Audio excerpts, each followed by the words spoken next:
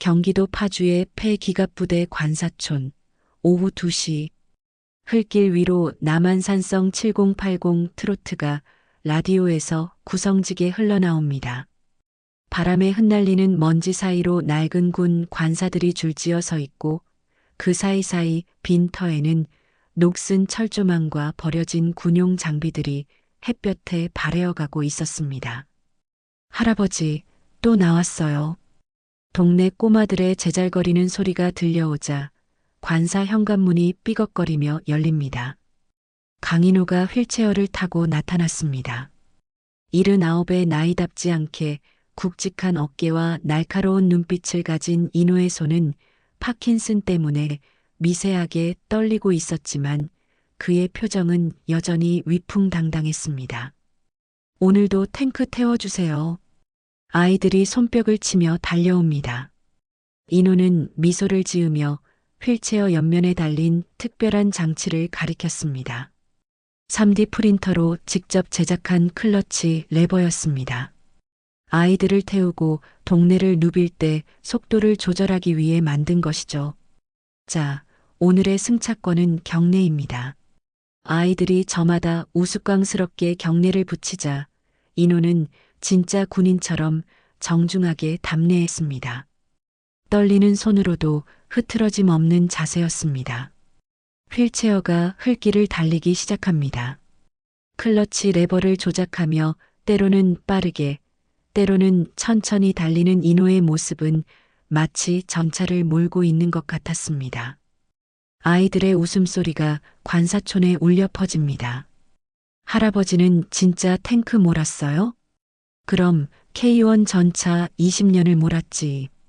전차는 포기를 모르는 물건이야. 인생도 마찬가지다. 인호의 목소리에는 확신이 담겨 있었습니다. 그의 머릿속에는 젊은 시절 철갑을 두른 채 훈련장을 누비던 기억들이 선명하게 남아 있었습니다. 엔진 소리, 포탄이 장전되는 소리, 동료들과 나눈 격려의 말들이 아직도 생생했습니다. 오후 4시 아이들을 집으로 돌려보낸 인호는 거실로 들어가 태블릿을 켰습니다. 손녀 강서윤과의 영상통화 시간이었습니다. 할배.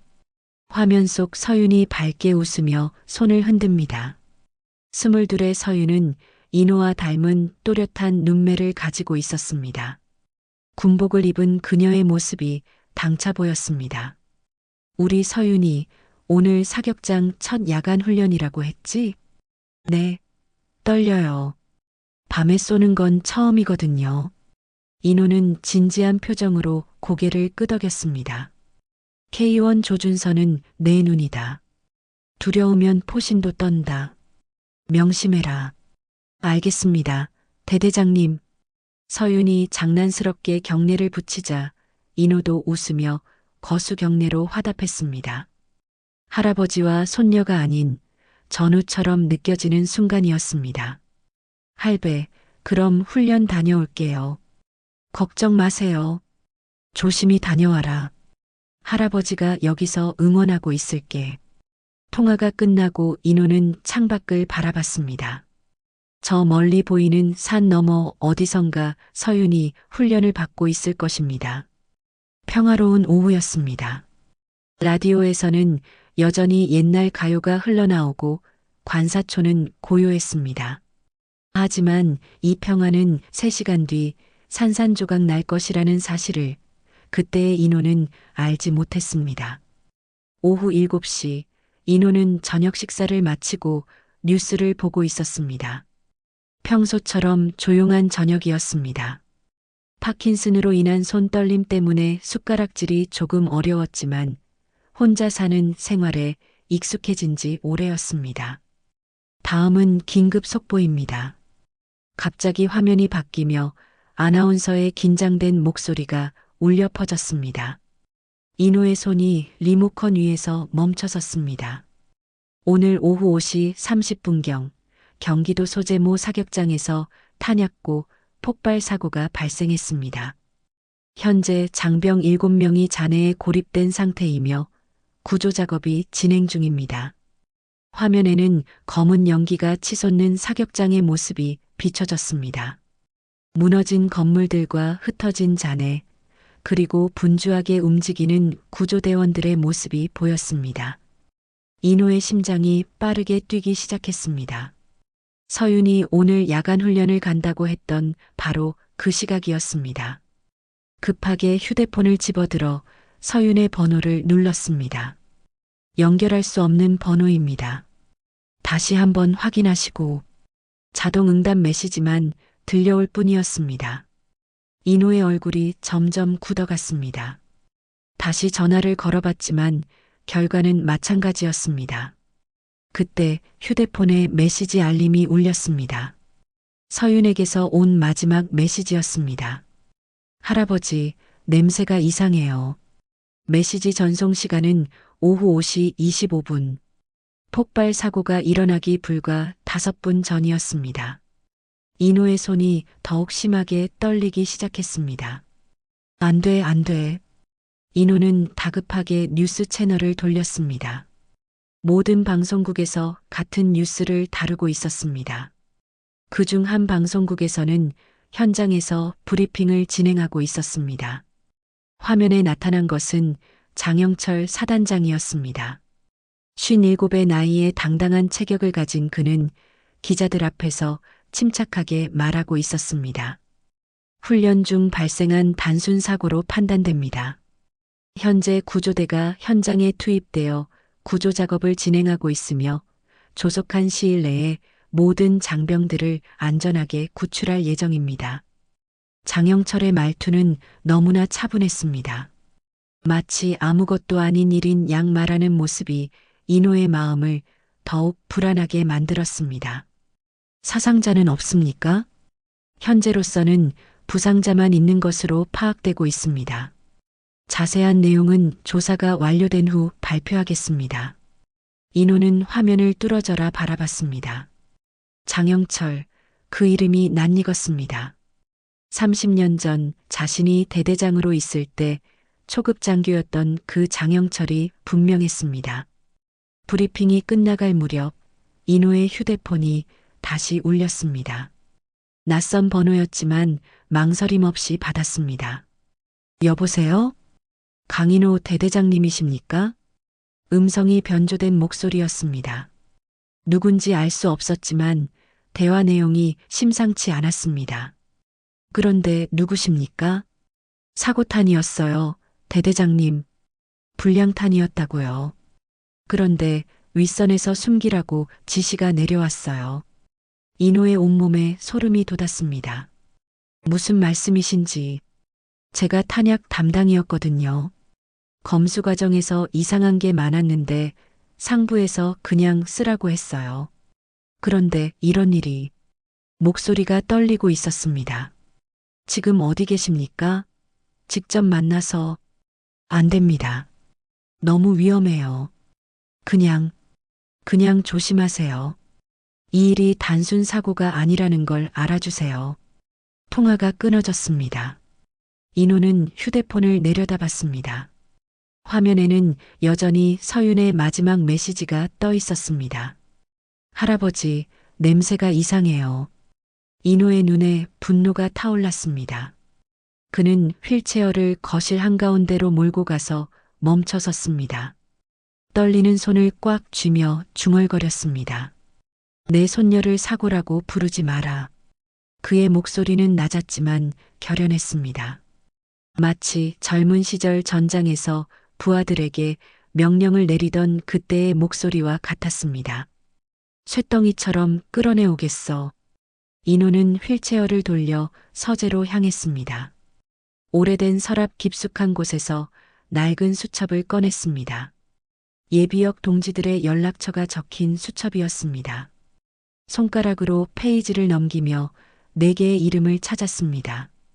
통신대 왕고, 탄약행정관 김철수, 정비창 소대장 박민호, 의무병 출신 이상훈, 백두탱크회라고 불렸던 그들이었습니다. 함께 혹독한 훈련을 견뎌냈고 서로의 등을 맡기며 싸웠던 전우들이었습니다. 인호는 첫 번째 번호를 눌렀습니다. 이제 혼자가 아니었습니다. 새벽 2시 파주 외곽의 한 폐차장.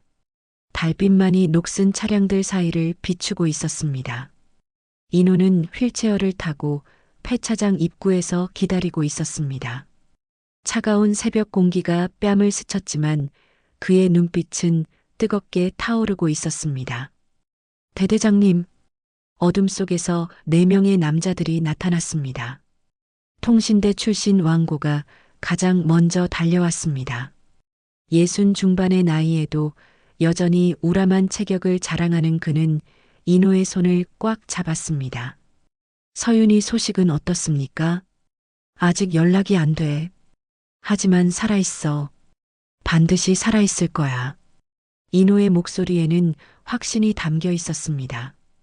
곧이어 탄약 행정관 출신 김철수, 정비창 소대장 박민호, 의무병 출신 이상훈이 차례로 도착했습니다.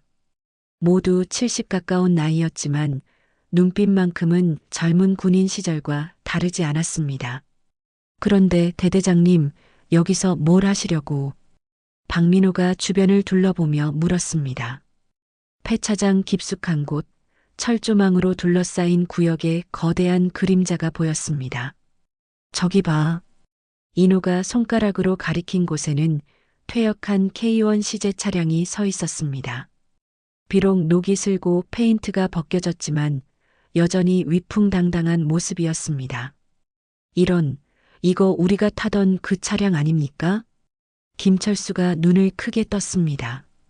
30년 전 그들이 함께 훈련했던 바로 그 전차였습니다. 연료만 채우면 아직 움직여. 정비는 어떻게 생각해? 박민호가 전차 주변을 살펴보더니 고개를 끄덕였습니다. 엔진은 살아있습니다. 유압 시스템도 괜찮아 보이고요. 하지만 대대장님 설마. 맞아. 우리가 직접 들어간다. 인호의 말에 모두들 침묵했습니다. 현실적으로 불가능해 보이는 일이었습니다. 대대장님, 우리 나이는 숫자일 뿐이야. 마음은 아직 그때 그 마음이잖아. 인호가 휠체어에서 일어서려고 했습니다. 떨리는 다리로 간신히 서자 동지들이 재빨리 부축했습니다. 서윤이가 위험해. 24시간 안에 못 구하면 난 다시 전차장이 된다. 인호의 결연한 목소리에 동지들의 마음도 움직였습니다.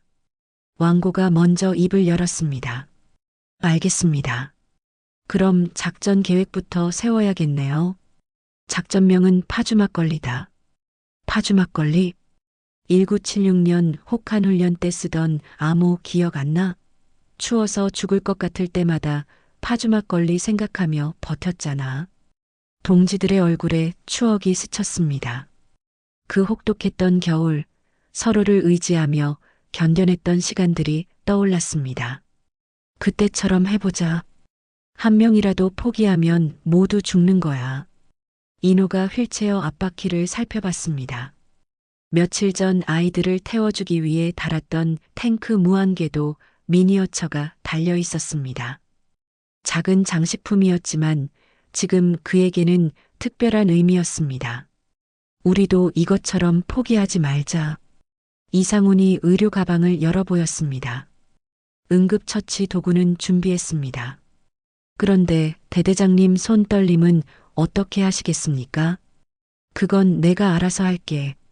너희들은 각자 맡은 바만 신경 써. 박민호가 전차 엔진룸을 점검하기 시작했습니다. 오래된 장비였지만 기본적인 구조는 여전히 견고했습니다. 연료 보급은 제가 하겠습니다. 김철수가 연료통을 가져왔습니다. 통신 장비는 어떻게 하시겠습니까? 왕고가 낡은 무전기를 만지작거렸습니다. 요즘 것으로 바꿔야겠어. 휴대폰으로 연락하자. 준비 작업이 시작되었습니다. 한 명씩 자신의 역할을 맡아 움직였습니다. 마치 젊은 시절로 돌아간 것 같았습니다. 비록 몸은 늙었지만 손은 여전히 기억하고 있었습니다. 대대장님, 그런데 진짜 들어갈 수 있을까요? 군사시설인데. 들어가는 게 아니라 구출하는 거야. 우리 손녀를, 우리 후배들을 구하는 거라고. 인호의 목소리에 확신이 실려 있었습니다. 새벽 4시 모든 준비가 끝났습니다. 퇴역한 K1 전차는 다시 생명을 얻었습니다. 엔진이 낮게 울리고 헤드라이트가 어둠을 가르고 있었습니다. 자, 이제 출발한다. 인호가 전차장 자리에 앉았습니다. 휠체어는 동지들이 전차 뒤편에 고정했습니다. 30년 만에 다시 앉은 전차장 자리였지만 몸이 기억하고 있었습니다. 백두 탱크에 재집결 완료. 왕고가 크게 외쳤습니다. 파주 막걸리. 5명이 함께 외쳤습니다. 그들의 목소리가 새벽 공기를 가르며 울려 퍼졌습니다. 전차가 움직이기 시작했습니다. 무거운 궤도가 땅을 짓누르며 전진했습니다. 목적지는 사격장. 그곳에서 기다리고 있을 서윤을 구하기 위해서였습니다. 서윤아, 할아버지가 간다. 인호의 속삭임이 엔진 소리에 묻혀 사라졌습니다. 하지만 그의 마음은 그 어느 때보다 뜨겁게 타오르고 있었습니다. 새벽 5시 군사분계선 인근 사격장 외곽. K1 전차는 능선 뒤편에 은밀하게 숨어 있었습니다. 인호와 동지들은 쌍안경으로 사격장 상황을 살펴보고 있었습니다. 폭발로 인해 건물들이 무너져 내렸고 곳곳에서 연기가 피어오르고 있었습니다. 저기 봐, 구조대가 철수하고 있어. 왕고가 쌍안경을 내려놓으며 말했습니다. 새벽이 되자 구조 작업이 중단된 것 같았습니다. 이상해. 왜 밤새 구조를 안 했을까? 김철수가 고개를 갸웃거렸습니다. 인호는 침묵했습니다. 뭔가 석연치 않았습니다. 평소라면 밤낮 가리지 않고 구조 작업을 펼쳤을 텐데 너무 조용했습니다. 드론 띄워보자. 박민호가 가방에서 소형 드론을 꺼냈습니다. 손자가 선물해준 것이라고 했습니다. 이런 것도 다룰 줄 아나? 요즘 세상엔 이런 게 없으면 안 돼요. 손자한테 배웠거든요. 드론이 조용히 이륙했습니다. 카메라를 통해 사격장 내부가 실시간으로 전송되었습니다. 무너진 벙커들과 흩어진 잔해들이 화면에 나타났습니다. 저기, 이상훈이 화면을 가리켰습니다. 벙커 잔해 속에서 희미한 불빛이 깜빡이고 있었습니다. 손전등 불빛이야. 누군가 살아있어. 인호의 심장이 빠르게 뛰었습니다. 드론을 더 가까이 보내자 잔해 틈 사이로 사람의 움직임이 보였습니다. 서윤이다. 비록 화면이 흐릿했지만 인호는 확신했습니다. 손녀의 실루엣을 알아볼 수 있었습니다. 그때 왕고의 휴대폰이 울렸습니다. 뉴스 속보 알림이었습니다. 대대장님, 이거 보세요. 화면에는 장영철 사단장이 다시 브리핑을 하는 모습이 나왔습니다. 추가 조사 결과 폭발 잔재물의 완전한 제거가 필요한 상황입니다. 안전을 위해 오전 4시에 통제 폭발을 실시할 예정입니다. 인호의 얼굴이 굳어졌습니다. 통제 폭파? 생존자가 있는데? 추가 붕괴 위험이 있어 어쩔 수 없는 조치라고 하네요. 김철수가 뉴스를 읽어주었습니다. 말도 안 돼. 저 안에 우리 아이들이 있는데 폭발을 한다고? 인호의 목소리가 떨렸습니다. 분노보다는 절망감이 컸습니다. 시간이 없어. 지금 새벽 5시니까 11시간밖에 안 남았어. 이상훈이 시계를 보며 말했습니다. 그럼 우리가 들어가야 해. 인호가 결심을 굳혔습니다. 하지만 대대장님, 경계가 너무 삼엄해요. 박민호가 쌍안경으로 다시 사격장을 살펴봤습니다. 헌병들이 곳곳에 배치되어 있었습니다. 야간 투시경이라도 있으면 좋을 텐데. 왕고가 중얼거렸습니다. 야간 투시경은 없지만 별빛이 있잖아. 인호가 하늘을 올려다봤습니다.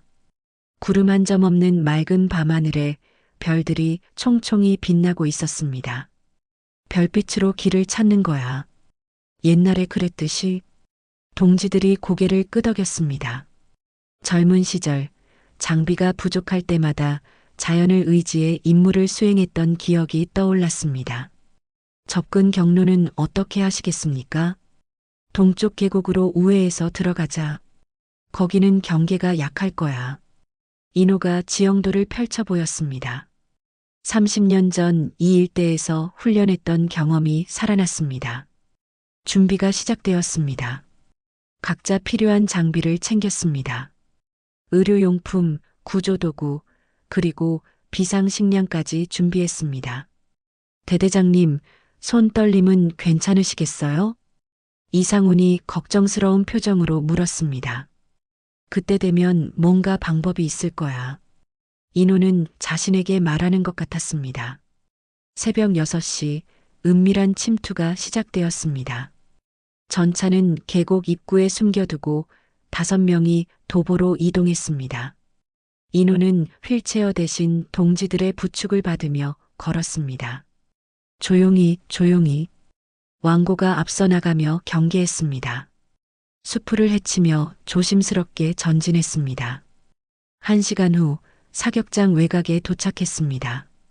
철조망 너머로 무너진 건물들이 보였습니다. 저기가 목표 지점이야. 인호가 손가락으로 가리켰습니다. 드론으로 확인했던 그 벙커였습니다. 그때 파킨슨으로 인한 손 떨림이 심해졌습니다. 긴장 때문이었습니다. 대대장님, 이상훈이 재빨리 의료 가방을 열었습니다. 진정제를 놓아드릴까요? 안 돼. 의식이 흐려지면 안 돼. 인호가 고개를 저었습니다. 그럼 이걸로. 이상훈이 작은 주사기를 꺼냈습니다. 떨림을 일시적으로 멈춰주는 약이에요. 1시간 정도 효과가 있어요. 부작용은 나중에 더 심해질 수 있어요. 하지만 지금은 어쩔 수 없죠. 인호가 팔을 내밀었습니다. 주사를 맞고 나니 떨림이 멈췄습니다. 고마워, 상훈아. 대대장님, 우린 아직 탄피 냄새로 길 찾는 사람들입니다. 이상훈의 말에 모두들 고개를 끄덕였습니다. 자, 이제 들어간다. 서윤아, 할아버지가 온다. 인호의 속삭임과 함께 5명의 노병들이 어둠 속으로 사라져갔습니다. 별빛만이 그들의 길을 비춰주고 있었습니다. 새벽 7시 사격장 내부. 인호와 동지들은 잔해 더미 사이를 조심스럽게 이동하고 있었습니다. 별빛의 의존의 길을 찾아가는 것은 쉽지 않았지만 오랜 경험이 그들을 이끌었습니다. 저기 불빛이 보여. 김철수가 작은 목소리로 속삭였습니다. 약 50m 앞에서 희미한 손전등 불빛이 깜빡이고 있었습니다. 서윤이야. 인호의 가슴이 벅차올랐습니다. 조금만 더 가면 손녀를 만날 수 있었습니다. 그때였습니다.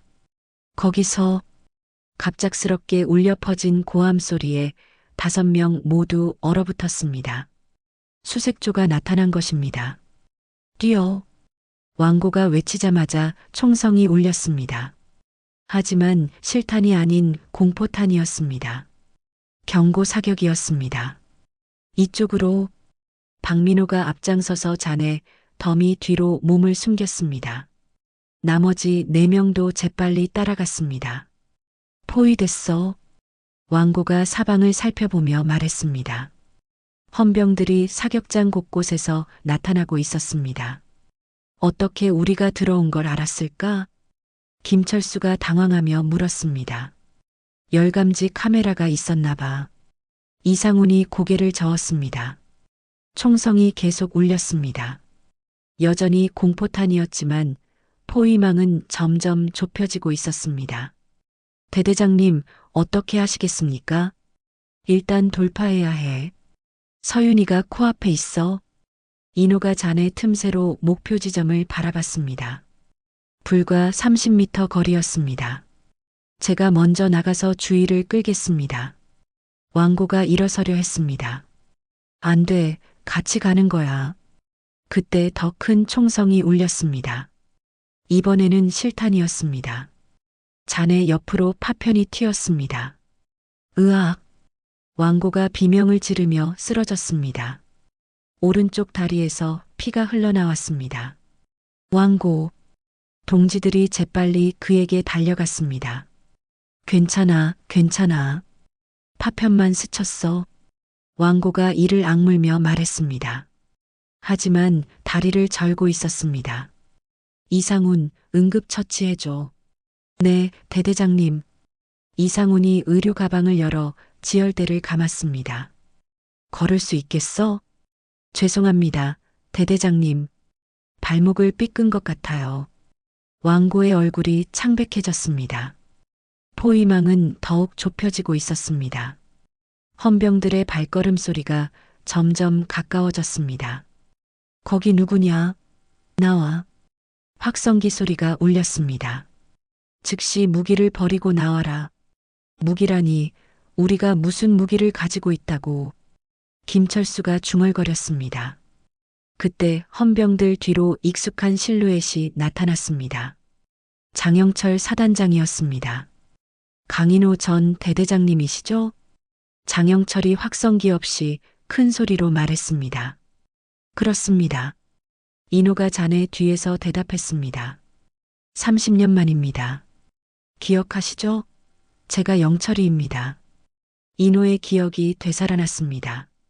새파란 소위 시절 자신에게 열심히 배우려 했던 그 청년이었습니다. 영철이, 나오세요. 이야기를 해봅시다. 인호는 잠시 망설였습니다. 하지만 선택의 여지가 없었습니다. 동지들이 다치고 있었고 포위망을 벗어날 방법이 없었습니다. 나 혼자 나갈게. 대대장님. 동지들이 만류했지만 인호는 이미 결심을 굳혔습니다. 인호가 손을 들고 자네 뒤에서 나타났습니다. 헌병들이 일제히 총을 겨눴습니다. 총 내려. 장영철이 명령했습니다. 두 사람이 서로 마주봤습니다. 30년이라는 세월이 흘렀지만 여전히 스승과 제자의 모습이었습니다. 선배님, 오랜만입니다. 장영철이 경례를 붙였습니다. 영철아, 많이 출세했구나. 인호도 답례했습니다. 하지만 그의 표정은 차가웠습니다. 그런데 왜 이런 일을 하고 있나? 무슨 말씀이신지. 내 손녀가 저 안에 있어. 살아있다고. 인호가 벙커를 가리켰습니다. 아직 확인되지 않은 사항입니다. 확인되지 않았다고? 그럼 왜 폭발을 하려고 하는 거야? 인호의 목소리가 높아졌습니다. 안전상의 이유입니다. 추가 붕괴 위험이. 거짓말하지 마. 인호가 소리쳤습니다. 불량탄 사고라는 걸 알고 있어. 증거 인멸하려는 거지? 장영철의 표정이 굳어졌습니다. 선배님, 노인은 영웅놀이 그만하세요. 이런 식으로 하면 실적만 망가집니다. 예편수당도 날아갈 수 있어요. 예편수당? 인호가 황당하다는 표정을 지었습니다. 돈 때문에 내 손녀를 포기하라고? 현실을 보세요. 선배님 나이가 몇이에요? 파킨슨으로 손도 떨리시면서 무슨 구조 작업을 하시겠다는 겁니까? 장영철의 말에 인호의 손이 다시 떨리기 시작했습니다. 약효가 떨어지고 있었습니다. 휠체어도 제대로 못 돌리시는 분이. 그 순간 인호의 팔이 심하게 떨렸습니다. 휠체어 방향을 바꾸려 했지만 손이 말을 듣지 않았습니다. 체포하세요. 장영철이 차갑게 명령했습니다. 헌병들이 인호에게 다가갔습니다. 인호는 저항할 수 없었습니다. 몸이 말을 듣지 않았습니다. 대대장님, 자네 뒤에서 동지들의 절규가 들렸습니다.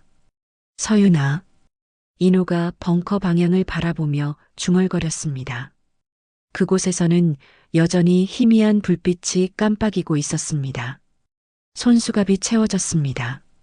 30년 전 자신이 가르쳤던 제자의 손에 의해서였습니다. 미안합니다, 선배님.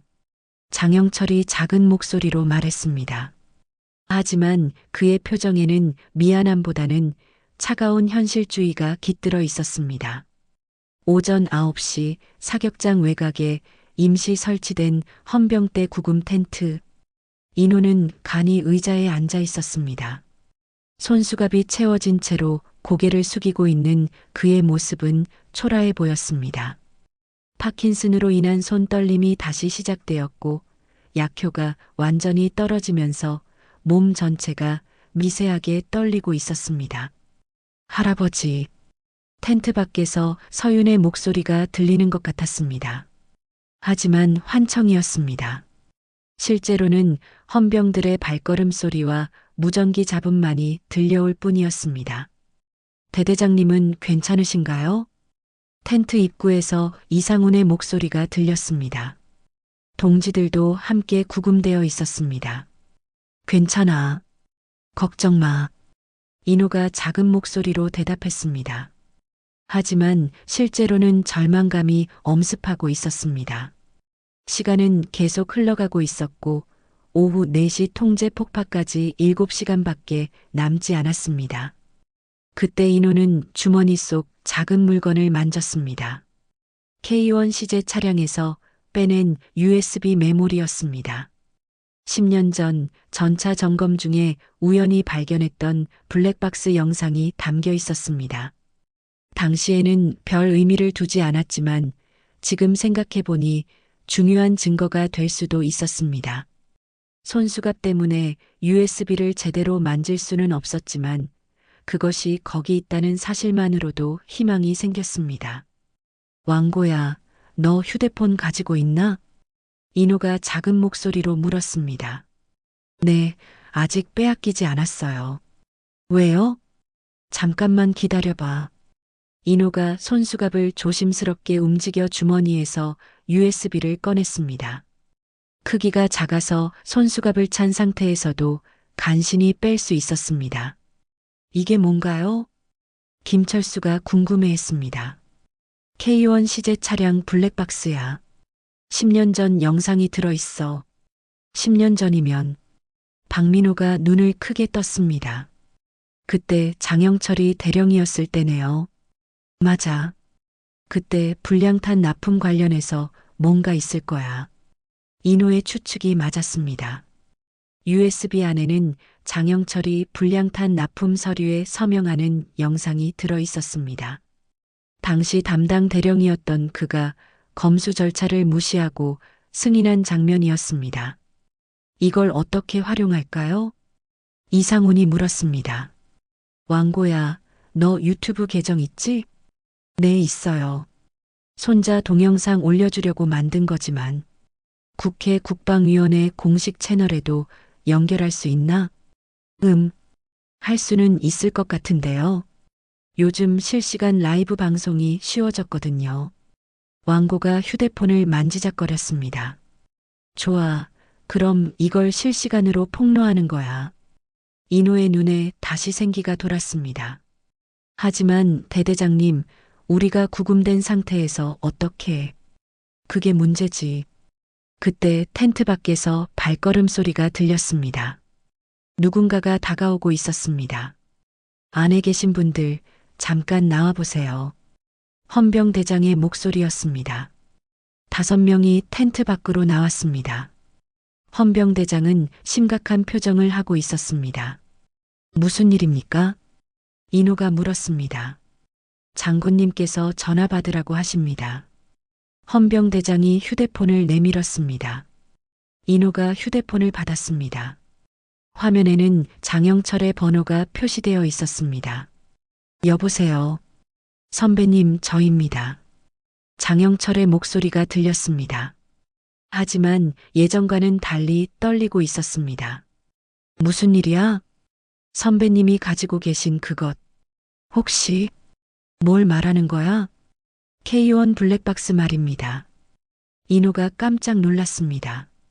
어떻게 알았을까요? 어떻게 알았나? 선배님 동지분들이 이미 인터넷에 올리기 시작했습니다. 인호가 동지들을 돌아봤습니다. 왕고가 몰래 휴대폰을 조작하고 있었습니다. 벌써 10만 명이 보고 있어요. 김철수가 작은 목소리로 말했습니다. 실시간 라이브 방송이 시작된 것입니다.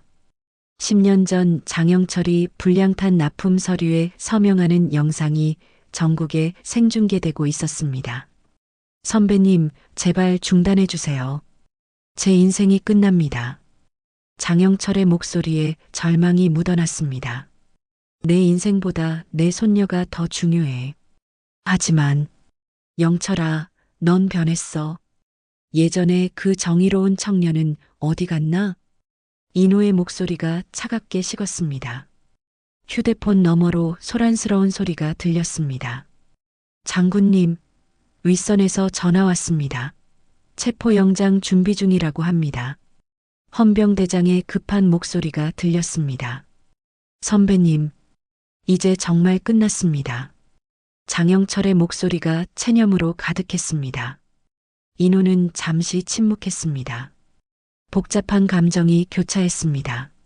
한때는 자신의 제자였던 그 청년이 이렇게까지 타락할 줄은 몰랐습니다. 영철아, 아직 늦지 않았어. 무슨 말씀이세요? 서윤이를 구해줘. 그럼 내가 증언할 때 내가 마지막에 양심을 되찾았다고 말해줄게. 장영철이 한동안 대답하지 않았습니다. 시간이 없어. 2시간 후면 폭파야. 인호가 재촉했습니다. 알겠습니다. 선배님, 마침내 장영철이 항복했습니다. 모든 구속을 해제하라.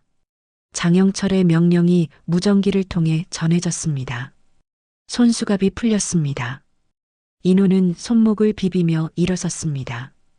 비록 몸은 떨리고 있었지만 마음만큼은 다시 당당해졌습니다. 전차는 뒤로 안 간다. 나도 마찬가지다.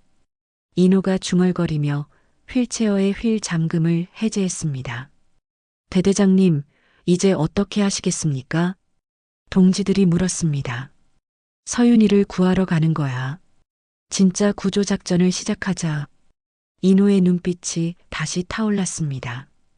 국민들의 관심이 집중되고 있는 상황에서 이제는 당당하게 손녀를 구할 수 있었습니다. 오후 3시 30분 사격장 외곽. 장영철이 항복 선언을 했음에도 불구하고 상황은 급박하게 돌아가고 있었습니다.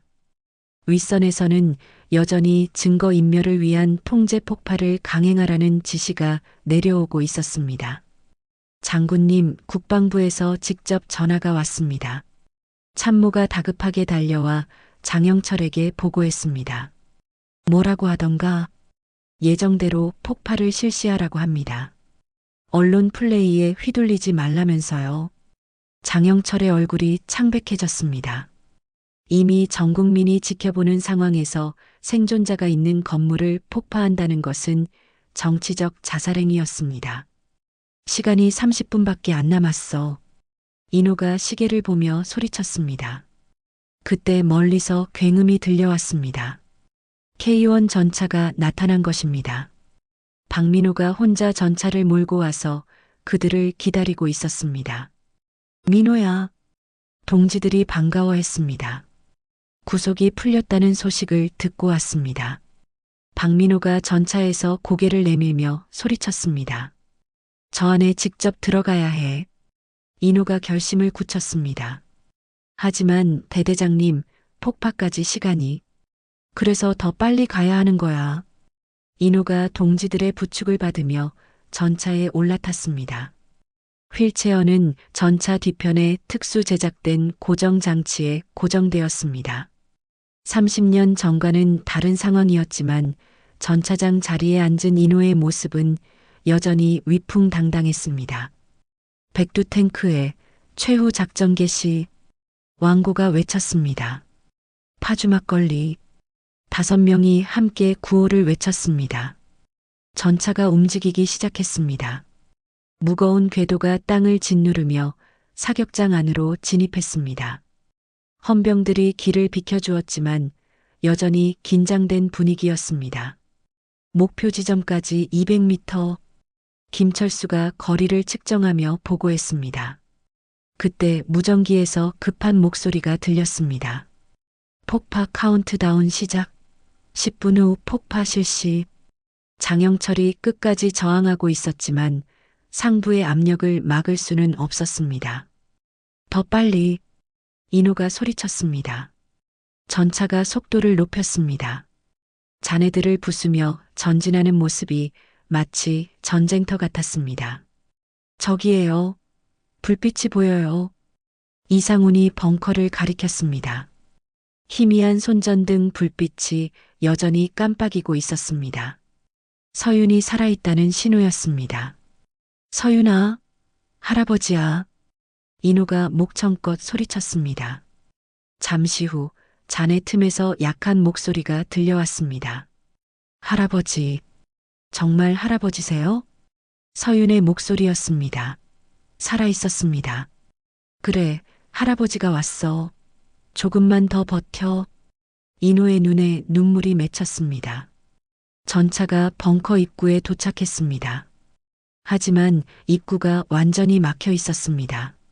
무거운 콘크리트 덩어리들이 길을 가로막고 있었습니다. 어떻게 하죠? 박민호가 당황했습니다. 전차 궤도로 밀어내자. 인호가 명령했습니다. 하지만 안에 있는 사람들이 다칠 수 있어요. 다른 방법이 없어. 그때 폭파 카운트다운이 계속되고 있었습니다. 5분 남았습니다. 무전기에서 시간이 알려졌습니다. 전차가 벙커 입구의 잔해를 밀어내기 시작했습니다. 궤도의 열기로 인해 주변의 작은 화재들이 꺼져갔습니다. 마치 길을 닦아주는 것 같았습니다. 조금씩 들어가고 있어요. 김철수가 진행 상황을 보고했습니다. 그때 뒤에서 또 다른 엔진 소리가 들렸습니다. 장영철이 직접 지프를 몰고 나타난 것입니다. 선배님, 저도 도와드리겠습니다. 장영철이 차에서 내려 소리쳤습니다. 영철아. 인호가 놀라며 그를 바라봤습니다. 죄송합니다, 선배님. 제가 잘못했습니다. 장영철이 깊이 고개를 숙였습니다. 지금은 그런 얘기할 때가 아니야. 같이 구하자. 인호가 손을 내밀었습니다. 장영철이 전차 위로 올라왔습니다. 30년 만에 다시 만난 스승과 제자가 함께 구조 작업을 하는 순간이었습니다. 2분 남았습니다. 이상훈이 시간을 확인했습니다. 드디어 벙커 입구가 열렸습니다. 서윤과 다른 생존자들이 보였습니다. 모두 지쳐 있었지만 살아 있었습니다. 서윤아. 인호가 전차에서 내려 휠체어로 갈아탔습니다. 동지들이 재빨리 도와주었습니다. 할아버지. 서윤이 비틀거리며 나왔습니다. 할아버지의 품에 안기는 순간 둘 다 눈물을 흘렸습니다. 20초 남았습니다. 무전기에서 마지막 카운트다운이 들렸습니다. 모두 대피. 장영철이 소리쳤습니다. 그때 멀리서 굉음이 들렸습니다. 하지만 폭파가 아니었습니다. 다른 구조대가 도착한 소리였습니다. 폭파 중단. 생존자 구조 완료. 무전기에서 구조 완료 소식이 전해졌습니다. 모든 것이 끝났습니다. 서윤과 동료들이 모두 안전하게 구조되었습니다. 전차대 대장님, 목표 달성했습니다. 서윤이 눈물을 흘리며 경례를 붙였습니다. 인호도 떨리는 손으로 정중하게 답례했습니다. 비록 몸은 늙었지만 그의 마음은 여전히 젊은 군인이었습니다. 잘했어, 우리 서윤이. 할아버지와 손녀가 다시 만났습니다. 그리고 30년 만에 스승과 제자도 화해했습니다. 장영철은 이후 불량탄 비리와 증거인멸 시도로 구속되었지만 마지막 순간의 양심적 행동 덕분에 인호의 선처 증언을 받을 수 있었습니다. 백두 탱크회의 마지막 작전이 성공으로 끝난 순간이었습니다. 3개월 후 육군사관학교 신입생 환영식. 따스한 봄볕이 내리쫓는 화랑대 연병장에는 새내기 생도들이 반듯하게 줄을 서 있었습니다. 그 중에서도 가장 당당한 자세로 서 있는 한 명의 여생도가 눈에 띄었습니다. 바로 강서윤이었습니다. 생도 강서윤. 교관의 호명에 서윤이 한 발 앞으로 나섰습니다. 네. 근본 신입생 중 최우수 성적으로 생도 1번을 부여한다. 박수가 터져 나왔습니다. 서윤의 얼굴에 자랑스러운 미소가 번졌습니다. 사격장 사고를 겪은 후 더욱 강해진 그녀였습니다. 관중석에서는 인호가 조용히 지켜보고 있었습니다. 휠체어에 앉아 있었지만 그의 눈빛은 그 어느 때보다 빛나고 있었습니다. 파킨슨으로 인한 손떨림은 여전했지만 손녀를 바라보는 그의 표정은 세상에서 가장 행복해 보였습니다. 생도들은 이제 대한민국의 미래를 짊어질 장교의 길을 걷게 됩니다. 국가와 국민을 위해 헌신하는 군인이 되기를 바랍니다. 육사교장의 훈시가 끝나고 생도들이 일제히 거수 경례를 붙였습니다. 그 순간 인호도 관중석에서 잠시 일어났습니다. 떨리는 다리에 힘을 주고 떨리는 손을 억누르며 정중한 거수 경례를 올렸습니다. 관중석에 있던 모든 사람들이 일어나 박수를 보냈습니다. 박수 소리가 연병장 전체에 울려 퍼졌습니다. 3개월 전 온 국민이 지켜본 그 감동적인 구조작전을 기억하는 사람들이었습니다. 할아버지. 서윤이 관중석의 할아버지를 바라보며 눈물을 글썽였습니다. 그 모습을 본 인호도 가슴이 벅차올랐습니다. 행사가 끝나고 가족들과의 만남 시간이 시작되었습니다. 서윤이 할아버지에게 달려왔습니다. 할아버지, 생도 1번이에요. 그래, 우리 서윤이가 최고야. 인호가 손녀의 머리를 쓰다듬었습니다. 떨리는 손이었지만 그 어느 때보다 따뜻했습니다. 할아버지 덕분이에요. 할아버지가 와주지 않았다면. 아니야, 내 실력이야. 할아버지는 그냥 길잡이 역할만 했을 뿐이야. 그때 뒤에서 익숙한 목소리가 들렸습니다. 선배님. 돌아보니 장영철이 서 있었습니다. 군복 대신 평상복을 입고 있었지만 예전보다 훨씬 깔끔해 보였습니다. 영철아, 왔구나. 인호가 반갑게 인사했습니다. 출소하신 지 얼마 안 됐다면서요? 서윤이 물었습니다. 네, 일주일 전에 나왔어요. 선배님 덕분에 형량이 많이 줄었거든요. 장영철이 깊이 고개를 숙였습니다. 이제 어떻게 지내실 거예요? 작은 정비소를 차려볼까 해요. 젊었을 때 배운 기술이 있으니까요. 장영철의 목소리에는 새로운 희망이 담겨 있었습니다. 좋은 생각이야. 정직하게 살아가는 거 말이야. 인호가 격려했습니다. 그때 멀리서 왁자지껄한 소리가 들렸습니다. 백두 탱크의 동지들이 나타난 것입니다. 대대장님, 왕고가 목발을 짚고 걸어왔습니다. 사격장에서 다친 다리는 아직 완전히 낫지 않았지만 표정은 밝았습니다. 서윤이 축하해. 생도 1번이라니. 김철수가 축하 꽃다발을 건네주었습니다. 고맙습니다, 삼촌들. 서윤이 밝게 웃으며 인사했습니다. 우리도 좋은 소식이 있어요. 박민호가 신이 나서 말했습니다. 무슨 소식이야? 파주에 기갑테마공원이 생긴대요. 거기서 자원봉사를 해달라고 하더라고요. 이상훈이 설명했습니다. 기갑테마공원? 네, 우리가 탔던 K1 전차도 전시하고 아이들한테 군사체험을 시켜주는 곳이에요. 좋은 생각이네. 우리 경험을 젊은 세대에게 전해줄 수 있겠어. 인호가 고개를 끄덕였습니다. 손주들, 손녀들한테 철의 심장을 들려주는 거죠. 왕고가 가슴을 두드리며 말했습니다. 철의 심장? 서윤이 궁금해했습니다. 포기하지 않는 마음이야. 전차처럼 앞으로만 나아가는 마음 말이야. 인호가 설명해 주었습니다. 해가 서서히 지고 있었습니다. 육사 연병장에는 노을이 아름답게 물들고 있었습니다. 인호는 휠체어에 앉아 그 풍경을 바라봤습니다. 할아버지, 뭐 생각하세요? 서윤이 옆에 앉으며 물었습니다. 예전 생각이 나네. 내가 어렸을 때 동네에서 휠체어 태워주던 일 말이야. 그때 할아버지가 항상 하시던 말씀이 있잖아요.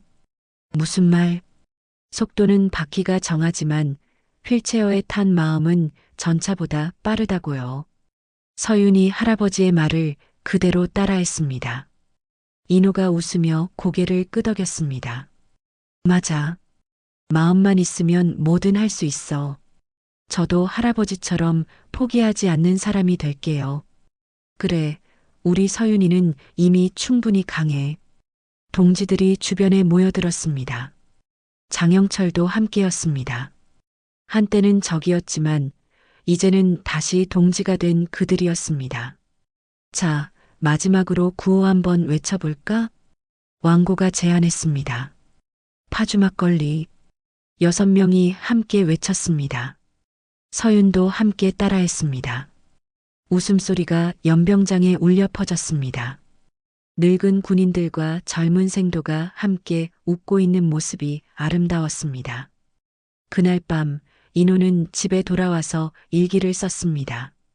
떨리는 손으로 한 글자 한 글자 정성스럽게 적었습니다. 오늘 서윤이가 생도 1번을 받았다. 자랑스럽다. 휠체어를 탄 할아버지지만 마음만큼은 전차보다 빠르다는 것을 다시 한번 느꼈다. 내일부터는 기갑 테마공원에서 아이들에게 이야기를 들려줄 예정이다. 철의 심장을 가진 사람들의 이야기를. 인호가 펜을 내려놓고 창밖을 바라봤습니다. 별이 총총히 빛나는 밤하늘이었습니다. 그 별들이 마치 희망의 메시지를 전하는 것 같았습니다. 휠체어에 앉은 노병의 마음은 오늘도 전차보다 빠르게 달리고 있었습니다.